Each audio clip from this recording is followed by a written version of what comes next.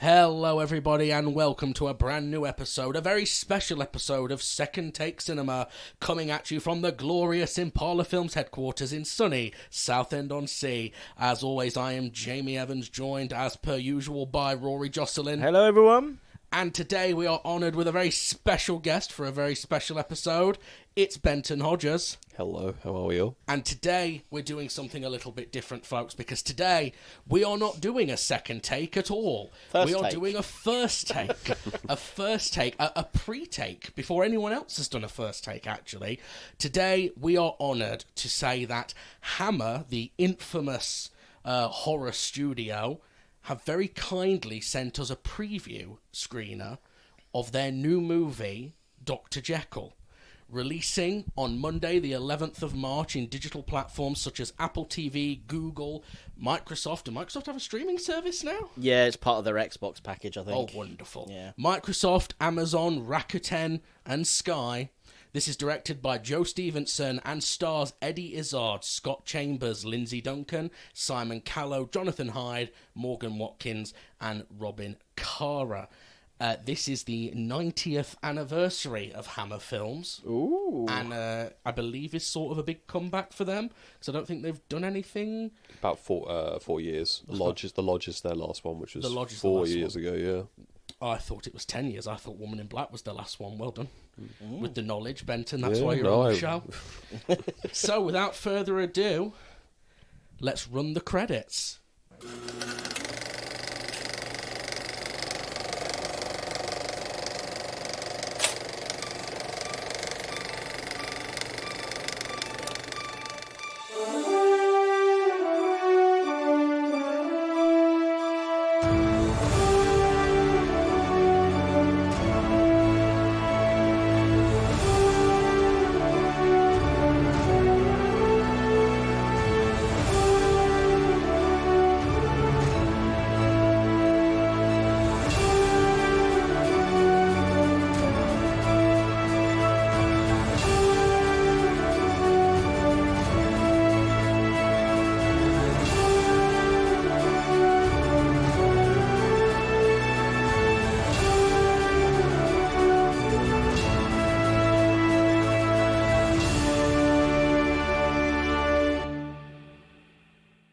So, as I say, we are absolutely flattered and honoured that Hammer chose us to watch this film early. As I say, doesn't release till the 11th of March, and we're watching it on the 22nd of February, like the badasses that we are. So, boys, before we begin, how familiar are either of you with the story of Jekyll and Hyde? I'll let Benton go first. I have the original and read it a very, very, very long time ago. And I understand it's a guy's science experiment goes wrong, and Jekyll is the kindly doctor. Hyde is an empathy-less, sometimes killing machine, sometimes just manipulative arsehole, who's obviously appeared as he's come out of the public into the public domain, has appeared again and again and again. Even the Dark CU. Oh, the Dark Universe. Yeah. Russell Crowe plays him, doesn't he? Yeah, and he's he's in the League of Is he in the League of Extraordinary? I think it is League of Extraordinary, because that's where I think I've seen. I think he is. He's also in Van Helsing. Yes. Right at the beginning in Notre Dame. Yes. So he's obviously entered once he's entered the public domain. I mean, you could have him fucking find Godzilla if you want. It really doesn't matter at that point. Ideas, Benton. The worst I've seen is Moffat's Jekyll is by far the worst.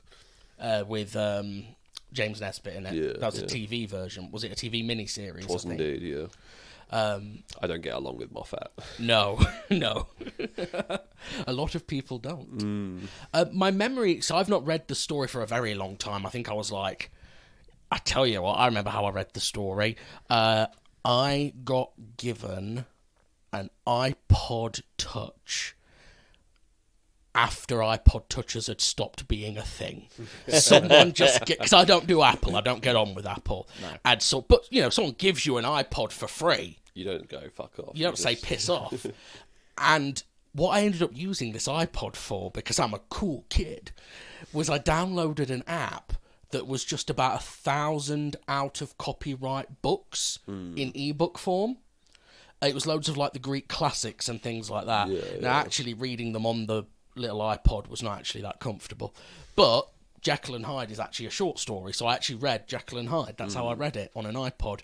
My memory is it's very much the implication is that the idea is that there's a little Mr. Hyde in everybody, and Jekyll's potion just sort of removes those inhibitions or the societal constraints that would stop you. It's alcohol, basically. The dude was just necking tequila. Well, it's that weird, it's that interpretation that in the same way that vampirism's supposed to be a parallel of toxic relationships, I think in the same way it's one of those things that's kind of gotten watered down and hasn't really become the core idea in most Jekyll stories, following in the same way that vampires have become sparkly twinks. How about a twunk? Jekyll and Hyde has sort of become more cybernetic super soldiers and demonic possessions and stuff like that.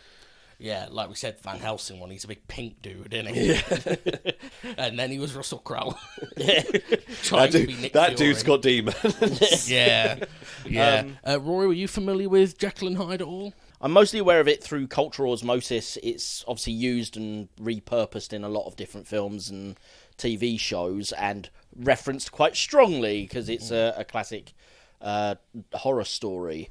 The main interpretations I've seen outside of the ones that you said, Van Helsing and League of Extraordinary Gentlemen, is probably the Jerry Lewis Nutty Professor, which essentially is a then I suppose contemporary rather than modern would be the right term, take on that, where this time it's a sciencey nerd that no girl ever loves, and he invents this potion that turns him into a sort of a cool crooner guy that can pull all the girls. Right. And then that eventually that plays it less horror. Obviously that plays it more in the comedy sense. And then what does play it as a horror and in the comics and then actually plays it more towards the comedy side in the film is The Mask.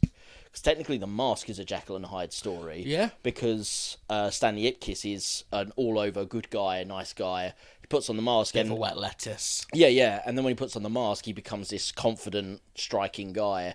And part of the whole story of that is the reason that in the film version, he doesn't become a villain as much as anyone else who puts on the mask is because all it does is enhances your natural inhibitions or your natural desires. So anyone has evil desires, it will bring those out. But if you only have goodness, like Ipkiss does, then it just boosts like his comedy factor. Yeah. So things like that. But those are adaptations outside of the horror realm. The closest I've seen within horror is probably League of Extraordinary Gentlemen and Van Helsing. But let's be honest, those are mostly action films and they are horrors. Yeah. He was an AFK prevention in RuneScape.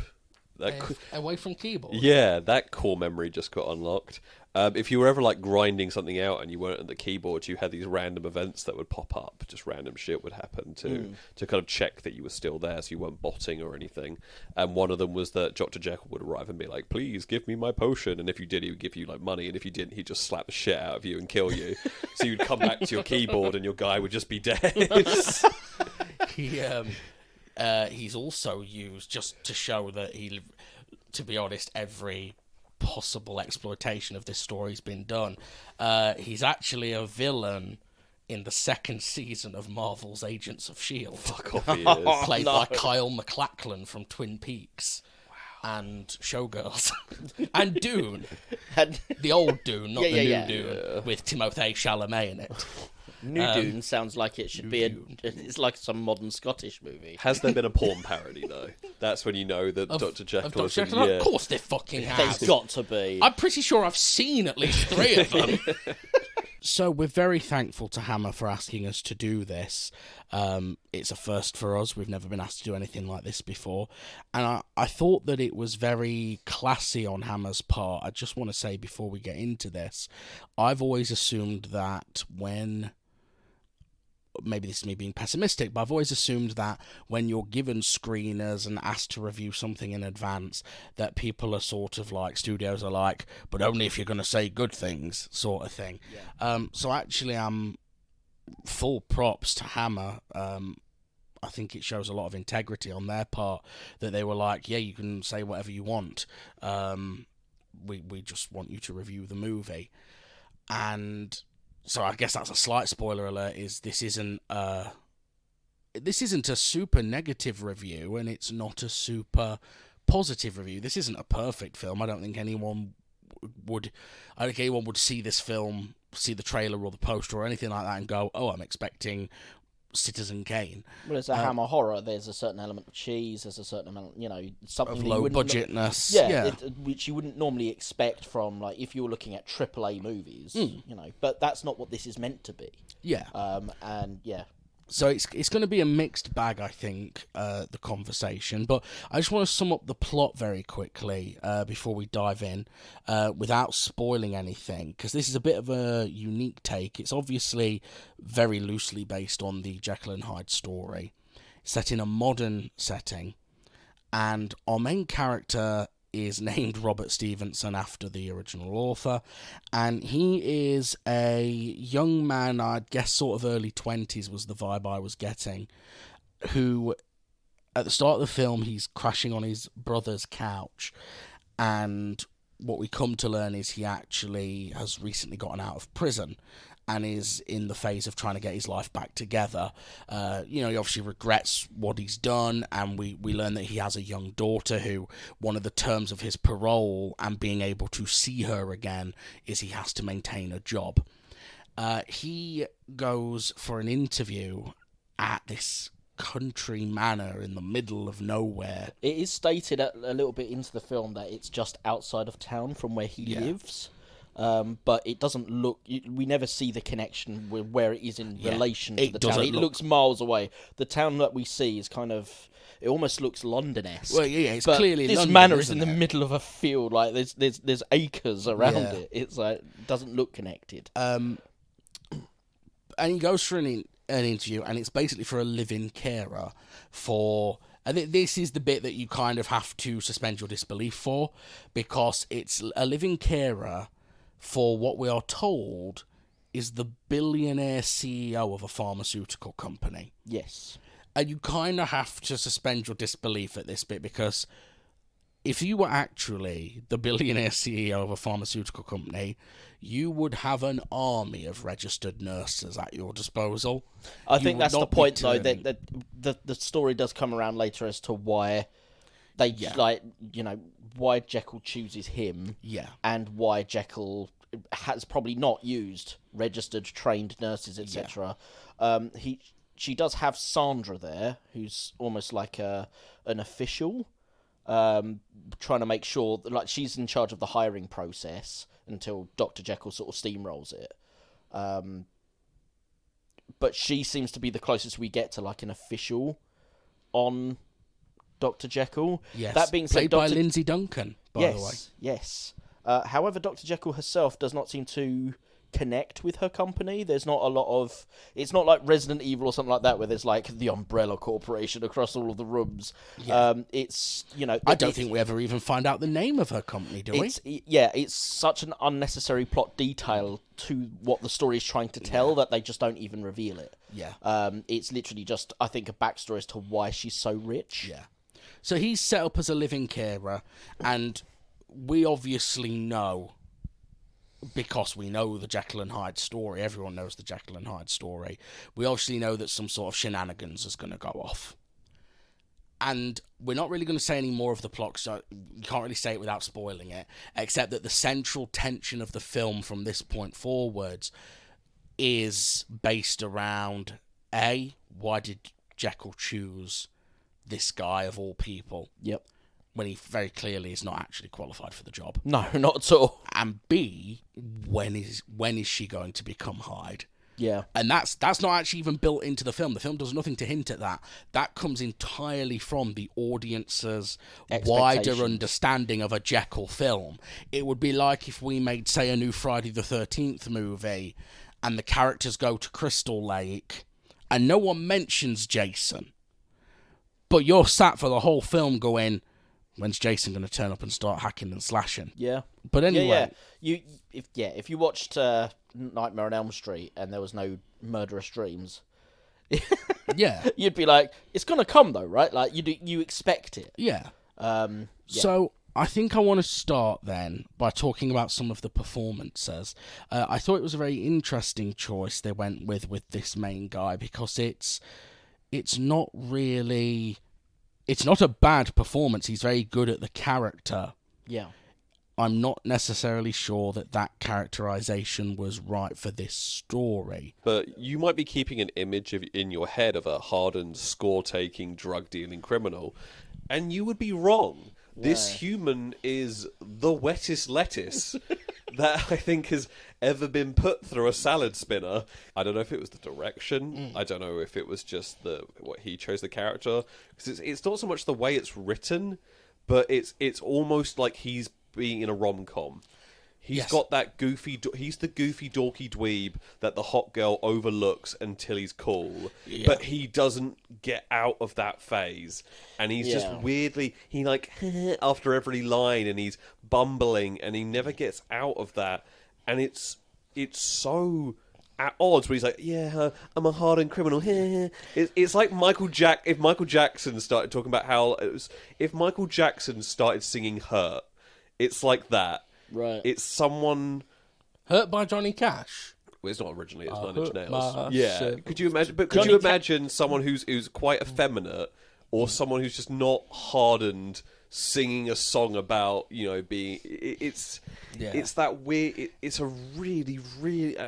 It's weird, isn't it? Because it's not a bad performance in the sense that he's very convincing with all his mannerisms and stuff.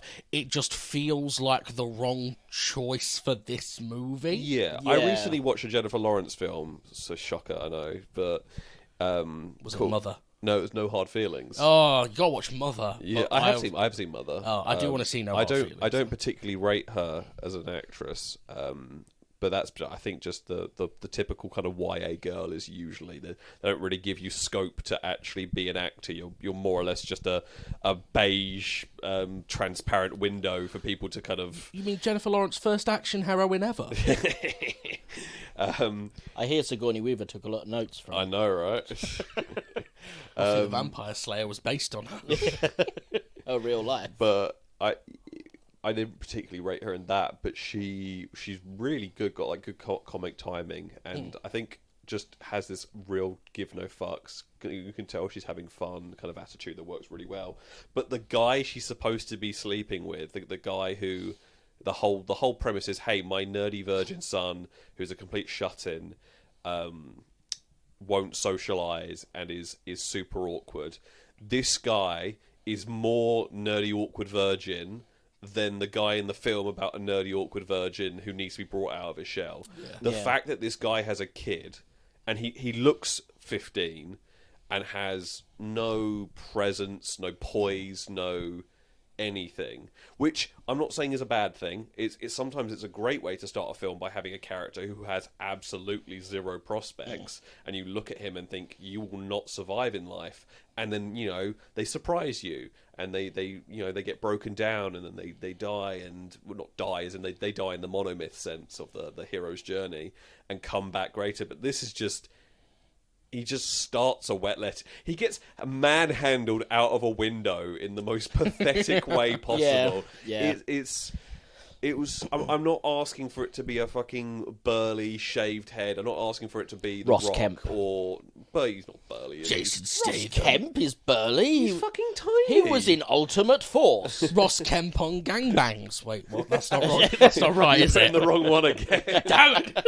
But yeah, I'm not asking for every film to be Chris Hemsworth or Chris Evans and stuff like that. But there's got to be... If he's a criminal, he needs to have a slightly harder underscoring element, even if he's fighting it. Yeah. That might have been an interesting simile as well, if he was like constantly repressing, you know, even if he was a wet lettuce now, and he's just like, no, but it's because I've got these darker bits that I'm, you know, that I've been, and I'm trying to now be a good guy. Yeah. And he's like repressed those. See, a burst of rage or something like that. And it's just like, and that would also have helped with the fit the theme, and it would have added to the interactions with his ex whenever he sees his ex, that whole sort of draw towards violence and be like, no, push myself away. Have you seen God of War 4?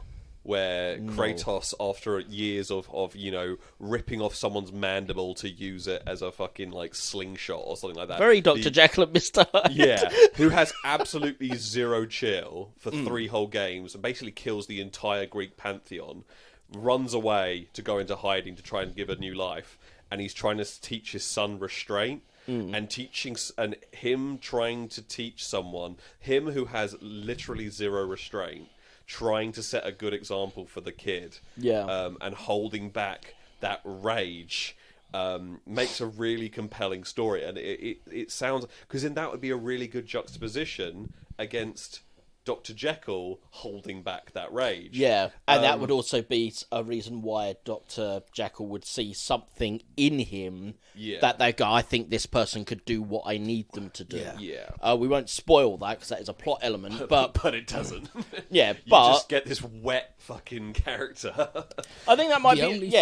I mean, Scott Chambers does play that sort of nerdy wet character well. But it just seems it just feels a bit disingenuous when he's constantly referred to as being from prison. He's done hard time. The only thing I can think of as to why they might have gone that route, I'm not saying this excuses it, I'm just trying to get in their head and their thought process, but this film doesn't do a great job of building any tension, I'll be honest. Oh, I don't know, I quite enjoyed a lot of the tension. Well, okay, now imagine what little tension there is if that guy actually was a big muscular guy, or even harder. Like, do you know what I'm wondering if they went? I'm wondering if they cast Eddie Izzard first and went, right, this is our villain. Yeah, Eddie Izzard is at their most imposing in the opening shot when you can't quite. They're in quite a lot of natural light and they're quite an imposing figure. The second that they step out of the light and you see that it looks like. You know when when you're working in retail and the shop's just closing and that woman comes in who pays with everything in exact change? Yes. It's that. And if you imagine her chasing you around a house going, I'm Jekyll and I'm going to stab it, there's no imposition. I don't know. You have to hold... I get what you mean. It's the same thing in for instance, what's it called? Misery. Yeah, I was to say Misery. Yeah, where obviously James Caan's probably got like a good 1.5 foot on. I like that pun. Yeah, it's a good pun, Ben. He's got a good 1.5 foot. then it just wouldn't be believable if she was chasing him around with a sledgehammer because he'd just turn and deck her. But it's because he's got his legs taken out from him. Well, he's literally and hypothetically. Yeah, he's being paralysed, drugged, and then gets hobbled. That that when they're struggling around on the floor for the typewriter, you believe he's 100% in danger. And there's so much tension. Whereas Eddie Izzard, he's not restrained there. The main character's not restrained there in any sense. Eddie Izzard doesn't have any sort of. They have stage presence, but they don't have threatening presence. Yes, there is a reason. Being the resident horror expert of the three. There is a reason 99.9% of the time the protagonist in a horror story is a woman. Can I say something actually about that? Yeah. I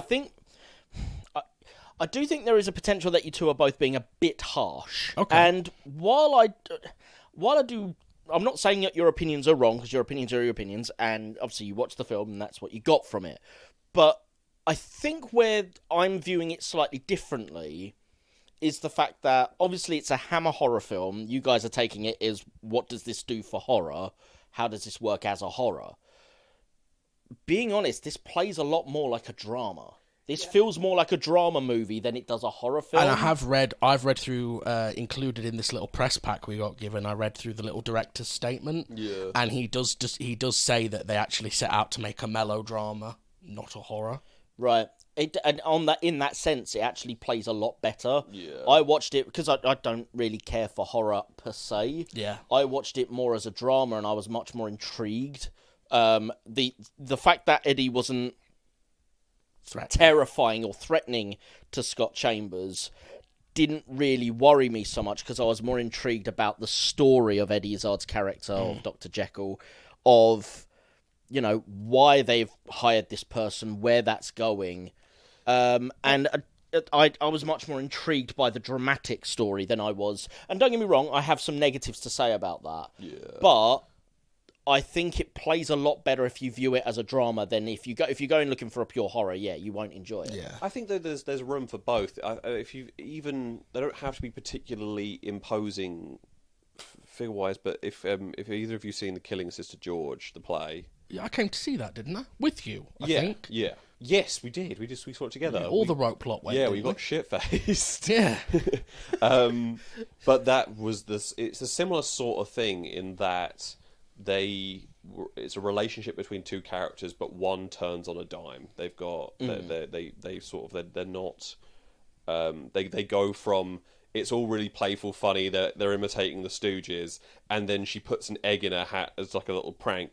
But rather than her laughing, suddenly it goes full domestic abuse, and you fear for the younger girl's life, and you genuinely fear for her, and it's that it really captures that wonderful feeling, which I think is what they're going for, where it's like buddy buddy buddy horror, buddy buddy buddy awful, buddy buddy buddy, but they weren't buddy buddy enough.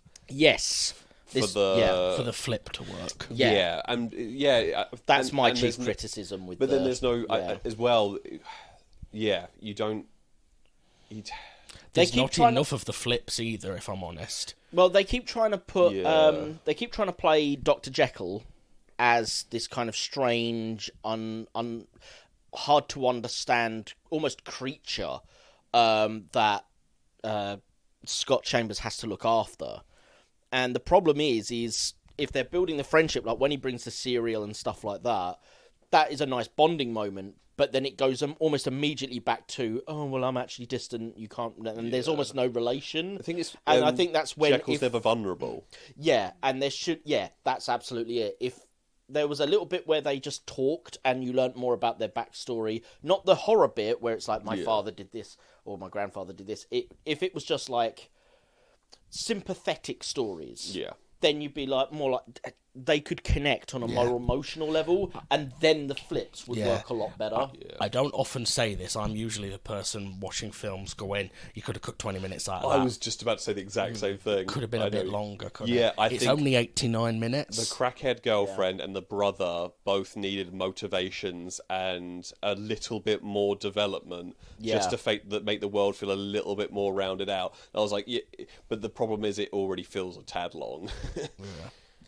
But things I liked in it, I did like that I was on board with the mystery of how Nina Jekyll became, this hermit living on her own, until they actually revealed it, and then I was a bit like, oh, because I kind of thought, oh, all this big pharma stuff they're doing at the beginning, I was like, oh, they're going to have come up with some like modern take on it, and part of me was going a bit like, are we going for a anti-vax story here? Is that what we're about to do here, kids? But once you find it out and you're just like, oh, I was a bit like, oh. Yeah. I mean, that's a spoiler, isn't it? But I think it's more, and maybe it's just because I wasn't paying as much attention, but the figuring out when they were, or when she was Jekyll and when she was Hyde, sometimes the line got really, really blurred, and it's really hard to tell. I think they were trying to keep it so like it would be a great twist, but I think the problem was it wasn't defined enough either. Towards the end, it was quite easily definable which one was which, I thought, but certainly, basically up to the point where they play chess. It's really too vague. After the point of playing chess, it becomes a little bit easier to discern. And you need to pick one or the other, because you can get away with that. You can get away with that if you want to go, okay, this is a more subtle, we're not doing the Lon Chaney thing where he had the weird eyes and the we're not doing the nutty professor. But, without spoiling it, there's more than one Jekyll and Hyde in this film because of flashbacks and whatnot. You notice that every other Jekyll and Hyde, there's a physical transformation. Yeah. Just not with Eddie Izzard. which is weird because obviously Eddie Izzard is the major Jekyll and Hyde. So pick one. Yeah. Fine, if you want to go this subtle route, great, do that. You need a better script where we literally never know. Like, imagine how tense that would be if you pulled that off. Yeah. And imagine a better writer than me writing a scene.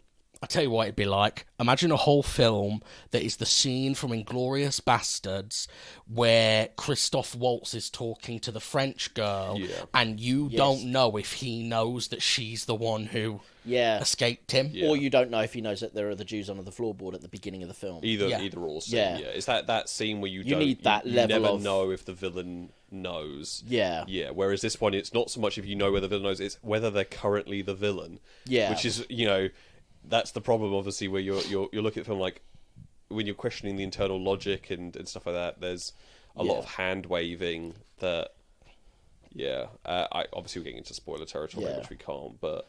No, the cinematography was perfectly adequate. There were some really good shots. We talked a lot about how we liked, especially at night time, we really liked the use of yellow rather than blues. Yeah, rather than the traditional blue. It was like a really sickly yellow as well, wasn't it? Piss yellow, sort of. Which quite lent into the theme of this person being, needing a carer, being ill, sickness. Yeah. Definitely really lent into that. I like the fact as well, not revealing what they are, but there are some flashback scenes in this film. And when they choose to do those flashback sequences, they're done kind of a bit Sin City-esque. They're all black and white with pops of colour, which is, I thought, really cool. When you see there's a scene where someone is smoking a green, the cigarette comes up green.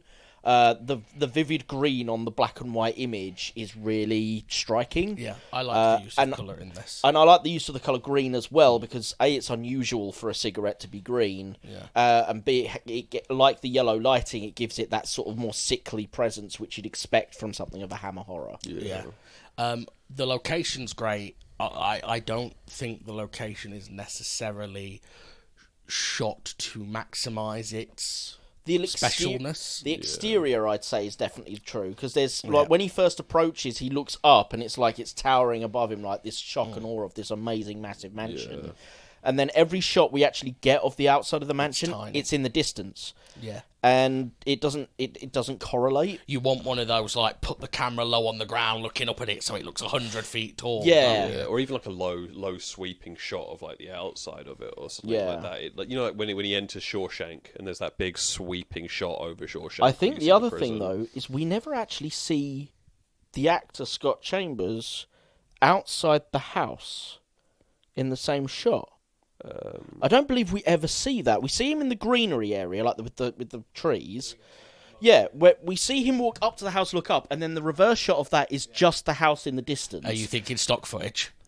I do wonder, because we never actually get a shot of him in front of that house. Well, it definitely seems like they had the house, because there was a lot of natural lighting with the house. Yeah, so but the interiors may not have been that house. Yeah, that's possible, but But it just seems weird to always have, like, the establishing shots, and even when he first approaches it, him and the house are never in the same shot, and the house is always at a distance. Yeah, no, I know what you mean. Like, if we had access to such a property... It's like when I film your house, I have to be so many miles away from it in order for you not to see what I'm recording. And yet you're always on the balcony, peering through the curtains. I think if I had access to that kind of property, though, I know what you mean, where you want your actors in every possible part of it, every nook and cranny. I don't mean that. I mean, I don't want to hold this against the film in the sense that it's a Hammer film. It clearly isn't a massive budget. Yeah. But so I'll tell you the scene that bothered me the most, because it had potential to be the best scene in the film, and they squandered it. There's a bit, I think it's the first night that he's there, and he's walking through the house, and we can hear Jekyll having a bit of a fit. And then Jekyll comes out, and he hides by the staircase, and we're seeing Jekyll through the banister, and then Jekyll walks up the stairs and stops just above him. Yeah. Why the fuck is there no wide shot where you can see both of them in the frame at the same time? You can see him crouched and her above him. I think there was one, but it was right towards the end of the sequence. Because honestly, I was watching it going, I don't think these actors were there on the same day. Yeah. I think they've cut this together. There is one shot of it right towards the end, Right. just as Eddie Izzard finishes, starts to complete the walk up the stairs. That shot, I believe, is both of them together. Right. But it does seem a bit weird earlier on. It's all close-ups. Though I did find I called it, like, when he first hides, Eddie Izzard comes out the room. And I made the joke it was going to be like the Velociraptor bit, where like Eddie Izzard just starts sniffing it.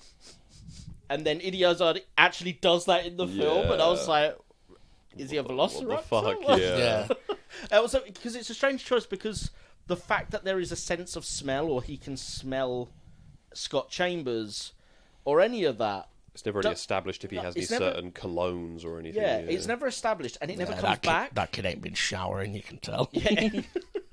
But it was just weird that, like, all of a sudden there's the possibility that Eddie Izzard can smell Scott Chambers for one scene, and then like goes Jeepers away. Creepers all of a sudden. I was like, fucking hell, is he going to sprout wings and be like, yes, thank you, Justin Long, I will have your eyes? Okay, I want to say something nice about the film, though, because I don't want to, they've been ever so nice to let us do this. I actually didn't hate the film. No, it's not a bad film by no stretch of the imagination. I was a little nostalgic for it, I'll be honest with you. Because what it reminded me of was when I was a teenager and I was super, super into horror. Like, I didn't watch anything else. I just watched horror. I would watch things like the Horror Channel during the day. And obviously during the day they don't show, House of 1,000 Corpses and things like that. It would be stuff like this was relatively bloodless. Oh, yeah. Apart from a couple of it wasn't super gory. At the end were, but other than that, it was pretty clean. It was quite light for a horror film. I don't think there was much swearing either. There wasn't a lot of swearing. Most Hammer horrors, though, aren't particularly. Yeah. Because they can then be played during the day. Yeah. That's the idea. And you'd watch these films, and they wouldn't be particularly good films. Like, there wouldn't be films where you'd come away being like, my mind is blown, or, oh my God, I'm going to see that film 1 billion times. But you'd come away being like, oh, okay. I actually, before this, so when I heard that Hammer had been on the line, I went and watched a few Hammer classics to sort of re-jog my memory, because it's been a while since I watched a Hammer film. I went and found The Abominable Snowman, or The Abominable Snowman of the Himalayas, because they all had like 50 fucking names. Found The Black Glove, which was also had another name, which is about a trumpeter who gets involved in a girl's suicide. And one that had... What was the other one? Oh, The Devil Rides Forth. Devil Rides Out. Right. All sort of some Hammer classics. I will be perfectly honest with you. This doesn't... Obviously, they show a Hammer classic right at the very start, don't they? They show they start with the credits like a Hammer horror. Yeah, there's the I think it's the Satanic Rituals of Dracula. I think they showed it, or did they just show Dracula? I don't know. There was the woman I thought was Elvira, and you both told me it wasn't. But it didn't have the same Hammer magic, I'd say. What was the Hammer magic you felt was missing? There's just if you showed me this film and went, this is and didn't tell me who it was by, I would just assume it was by some indie company. Right. But I wouldn't I wouldn't have guessed horror. I wouldn't have guessed Hammer. The only thing I would have guessed why is that they got the rights to a Hammer film. And obviously the idea at the start, but there's nothing particularly. And I think describing a company's magic or a certain touch is difficult, obviously, to kind of compress what makes a film.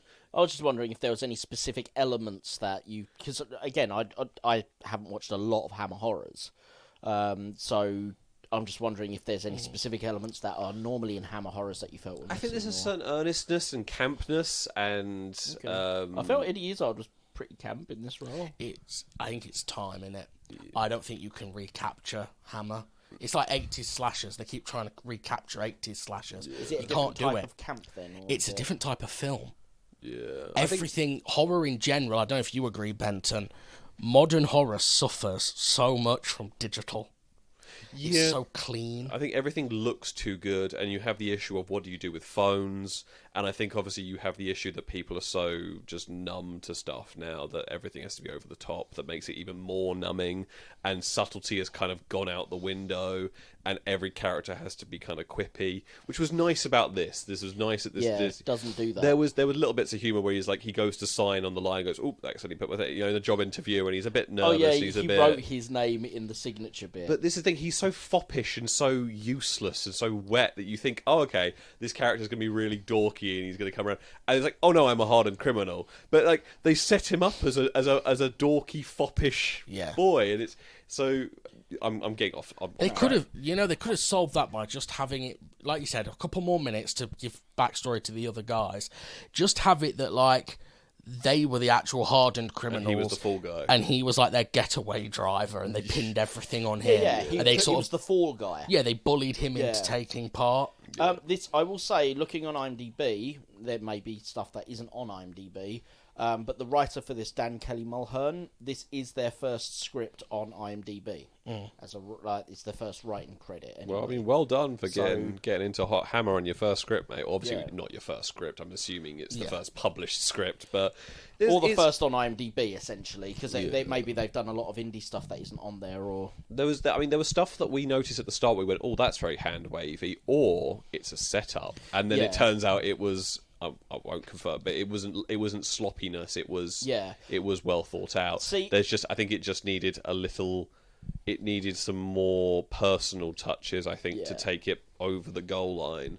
Yeah, when I noticed, kind of not early on, but sort of as that story was sort of coming to fruition on screen, I was fully intrigued as to the fact that they kept mentioning that his brother is his brother.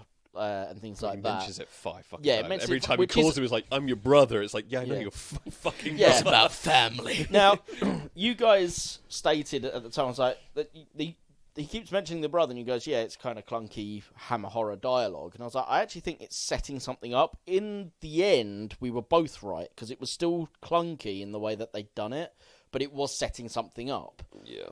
It didn't pay off quite as well as I was hoping. Some of the payoffs in this didn't work quite as well as I was hoping for. But at the very least, I do give it props for setting those things up early to pay them off later. I think that sums it up. I think that's the biggest problem with the film. Because like you said, fair play, it's clearly an indie film. It's clearly low budget. Hammer's not a big studio, especially not in this day and age. This guy's a first-time writer. It's absolute full props, amazing that they got it made. I think the biggest problem in the film is it doesn't feel like the film builds to anything. It feels like things just happen, and then, to paraphrase Always Sunny, this carries on for about 90 minutes or so until the film just sort of ends. Yeah. There's a lot of conveniences. He bumps into his crackhead girlfriend, who, once again, she really needed another element to her rather than just being the worst human alive. Yeah, there's a lot of stuff like that where it's and then, if "and then" is the connecting word, then it's kryptonite to a good script is "and then this happens" sort of thing. Yeah. And the third act is very "and then." Yeah. So, should we bring this to a close? Yep. Yeah. So kind of final round-up thoughts then. Yeah, so round-up thoughts. I'm very grateful that Hammer reached out to us. I'm definitely keen to see more Hammer stuff in the future.